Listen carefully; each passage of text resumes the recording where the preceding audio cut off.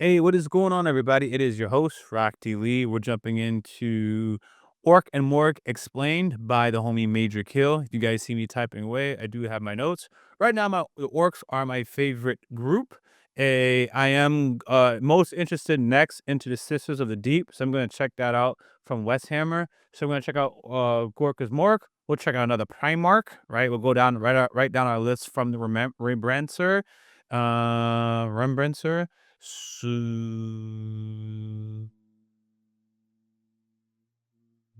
we're going to reach our 7th Primarch until we cover all of them. So that's where we are. If you guys have recommendations, use my pinned comment to suggest things. Because when I'm looking back and I'm like, yo, what the heck were people recommending? I'm going to look at my pinned comment and just extract with that. I also to check out Oedipus Max that. So videos to react to. I think that's good. I got everything I need. Oh, Wag explain. I think I could always get some more. All right, so let's check out Gork and Mork. Comment things that you guys think are dope, and you guys know I'm into the Sisters of Battle next. Dope faction. Let's do it. However, each and every orc is extremely... G'day guys and gal. When you think of orcs, you don't really think of religion. However, each and every orc is extremely devoted to their gods. They are indeed the holiest of all races, as all they need to do to worship Gork and Mork is to knock someone's teeth out. Something they're pretty good at doing. But other than one being brutally cunning and the other being cunningly brutal, I bet you don't really know much about Gork and Mork or the orc religion as I a like that. whole. What happens to an orc when they die? How powerful is Gork and Mork? With the great riff being called Gork's Grin, does he have a degree of control over it as well? A few spicy questions we'll get through today. But before we get started, we have sold just over half of all Majorkill Christmas merch, so there is still enough stock and time for you to get in on it, with one of the merch items even being an orc reference. Now, orc merch, and to be honest, orc videos as a whole haven't been doing super well recently, but sometimes it's less about the money and more about doing what's funny. The drop includes a Blood for the Blood Got singlet, which is... Y'all not interested in orcs? It's only a niche of us. Obviously, if you're watching this, you are. We're a niche group. There's so who are pop? Who is more popular than the orcs? Let me guess. The Sisters of the Deep or Sisters of Battle are not very popular either, are they? You know how I know this? I always end up liking the ones that are the least popular, the least favorite. All right. Watch this. When we get to the Salamander Primarch, he's probably not a favorite either, right? There's a certain ones I pick up and like, oh yeah, they're probably underrated. Not a lot of people like them. My interests are always like that. I don't got all the Primarchs, but I happen to be looking forward to when I get to the Salamander one. I haven't yet.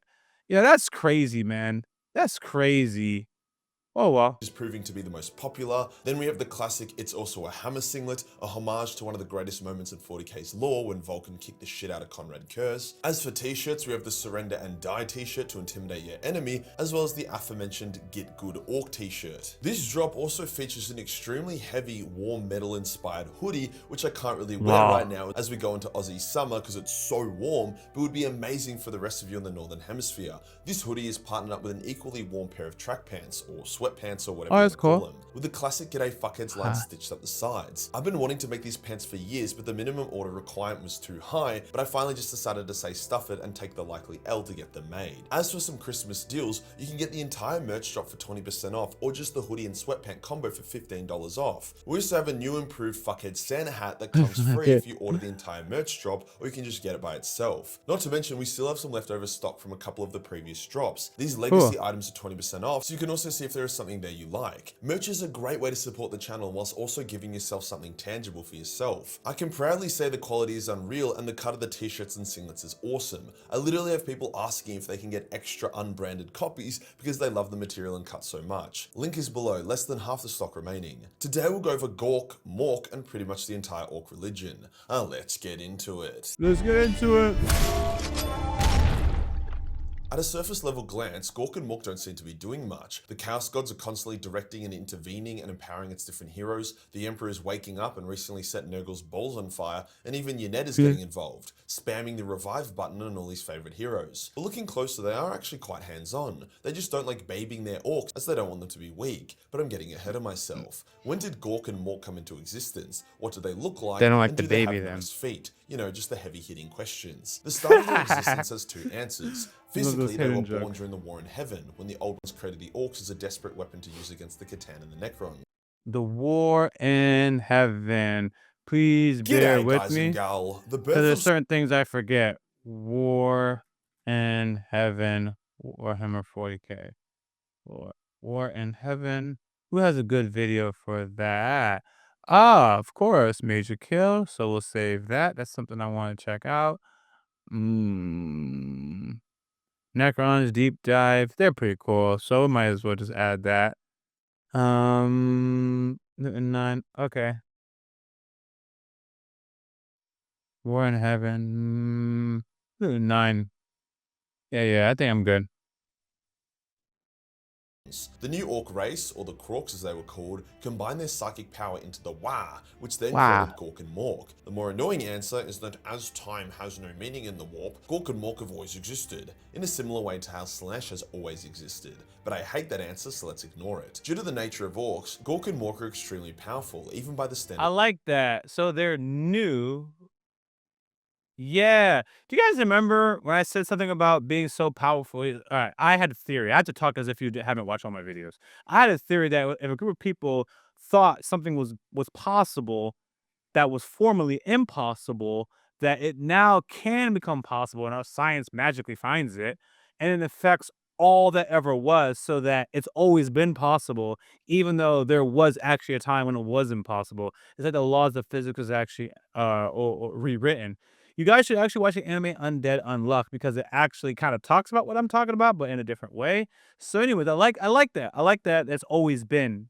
And then that's how when your god is born, like you're as wise as particular any other god because you always existed.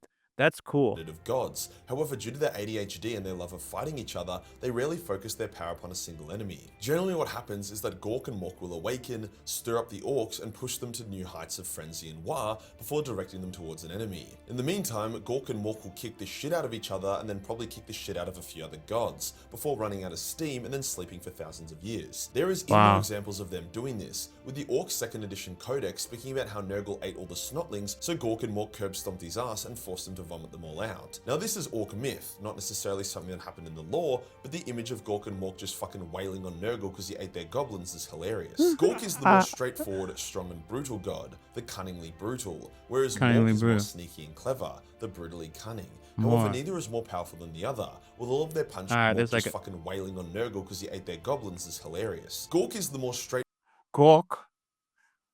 Alright, so Gork is straightforward. Hold on, I got it. Gork is straightforward. Gork, straightforward and brutal. Got it. straightforward, strong and brutal god, the cunningly brutal, whereas Mork is more sneaky and clever, the brutally cunning. However, neither is more powerful than the other, with all of their punch-ons more or less ending in a stalemate. During their sleep, they will begin to stir if the galaxy starts getting spicy or an Orc champion begins emerging. This is why Orcs seem to go from galactic threat to irrelevant, then back to galactic threat. It lines up with the awakening and sleeping of their gods. Currently they are awake, as it's the 42nd millennium and Gazcult is their prophet. What this means is that when Gaz was shot in the head early in his career, the gods took notice of him, allowed him to survive and now direct him. This is why Gaz is a bit random. He'll come to Armageddon, wreck shit, then randomly leave, because that is what Gork and Mork have asked of him. They are steering him towards Ragnarok. It isn't just stupid and random though. Gaz has amassed an absolutely gigantic armada of ships leading billions of orcs. We just need to wait and see who will use it against. I bet the Imperium is hoping it's not them. I mean, after all, the Orcs need retribution for the Octarius War anyway, so Nids would be a good choice. Now in the warp, Gork and Mork are a bit of an enigma. Some of the other gods have tried and miserably failed to fight or weaken the Orc gods, with gods like Slaanesh attempting to attack them while they're asleep. Even dormant they are mighty, with Slaanesh once attacking Gork with a tendril while he slept, only for him to swatter away like a fly before continuing his rest. Sometimes the fights between Gork and Mork are so hectic that they will spill into other parts of the warp. Like imagine your corn sitting on your skull throne, you hear this distant bang getting closer and closer, and then suddenly two gigantic naked orc maniacs burst into your brass citadel punching the shit out of each other, crushing your demonic legions, before bursting out the other side and then continuing on. That is literally Gork and Mork and there's nothing anyone can do about it. In my video describing which god was the most powerful, I had Gork and Mork at the top because they can do whatever the fuck they want and no one can stop them. The only thing stopping them is themselves because they get too busy or distracted. No one can stop them. The only That's cool. Yeah, and they have the dopest of the gods so far. No one can stop I them. like The them. only thing stopping them is themselves because they get too busy or distracted. Now Gork and Look Mork how live cool they somewhere look. called the Great Green, the section of the warp controlled by the Orc gods. Further adding credit to the argument that the Chaos gods don't control the warp and they need to settle the fuck down about trying to claim everything in it. The Great Green is where the gods sleep and reside. However, as stated, when awake they love rampaging around. It's also said that the Great Green is where Orc souls go when they die, at which point they're reincarnated and reborn to fight once again. Brave, strong Orcs reincarnated as Orcs, weak or cowardly Orcs reincarnated as Snotlings. Now this is Orc myth, not stated fact, however I am leaning towards it being canon lore, as Chaos always expresses its frustration with the Orcs, since it's really hard to corrupt them and dead Orc souls cannot be consumed by the Chaos gods. So them going to the Great Green for reincarnation makes sense, especially when explaining why Orcs seem to be so intuitive and just know how shit works. It's because in past lives they learned. This isn't the only example we see of a non-Chaos god taking the souls of his followers and keeping them away from Chaos. Yned, Kdrama, and even the Emperor have been known to do this, so why not Gork and Mork? Now a lot of what I'm saying, it's because in past lives they learned. This isn't the only example we see of a non-Chaos sense, especially when explaining why the Chaos gods. Sorry. So them going to the Great I'm sorry. Long story short, I was so blown away that the souls don't return. I already knew this, by the way, but you know, you're hearing it a third time or a second time really hits differently. The souls don't return to the four chaos gods. They have no control over these orcs, and the orcs always return to their orc god, and they get reincarnated there. They're truly have no downside as a species. As long as they're brave, they keep coming back as a strong race, and if they're cowardly, they don't. So don't be a coward. You're gonna be alright. Yeah, I feel like being a orc is like the best thing in this world so far. And you love what you're doing. It's like being Nurgle's people without the being ugly and stuff like that. I like orcs, man.